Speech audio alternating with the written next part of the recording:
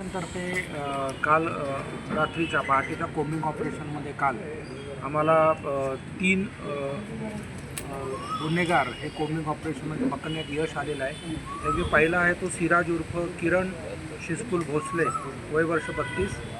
हा पारदीवस्ती लिंगनूर बोलवाड इथला आहे आणि ह्याच्यावर मूळ म्हणजे ह्याच्यावर आपल्या सांगली जिल्ह्यातच सुमारे 10 ऑफेन्सेस दाखल आहेत.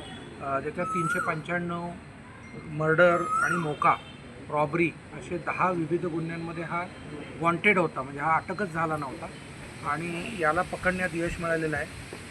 आमचं असं म्हणणं आहे की याच्यामध्ये इतरही जिल्ह्यांमध्ये, विशेषतः जवळचे कोल्हापूर किंवा सातारा या जिल्ह्यांमध्ये त्याच्याविरुद्ध गुन्हे असतील, त्याचा शोध घेऊन त्यांनाही तो देण्यात येईल. परंतु हा एक 2018पासूनचा पाहिजे असलेला म्हणजे जो अटकच झाला नव्हता असा आम्ही पकडण्यात यश मिळवलेलं आहे.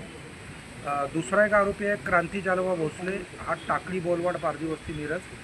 याच्यावर एक कवठे महाकाळमध्ये 395चा गुन्हा दाखल होता आणि त्याच्यात हा फरारी होता 2022 फरारी होता. फरारीमध्ये तो अटक झाला आणि नंतर मग तो बेलवर सुटून मग नंतर त्याच्यावर मला वाटतं वॉन्टेड होता. ठीक आहे, मग हा सुद्धा वॉन्टेड आरोपी आहे.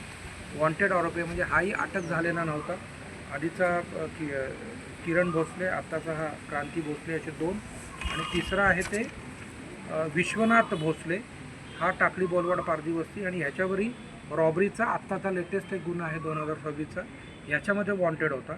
अशा 3 गुन्हेगारांना या कोम्बिंग ऑपरेशनमध्ये पकडण्यात चांगली उपलब्धी झालेली आहे आणि हे मुळात दरोडा, जबरी चोरी, खून, रेप अशा प्रकारचे गुन्हे करणारे आरोपी आहेत. त्यामुळे नक्कीच याच्यामुळे आळा बसेल, कारण ते आता कायद्याच्या कचाट्यात आलेले आहे.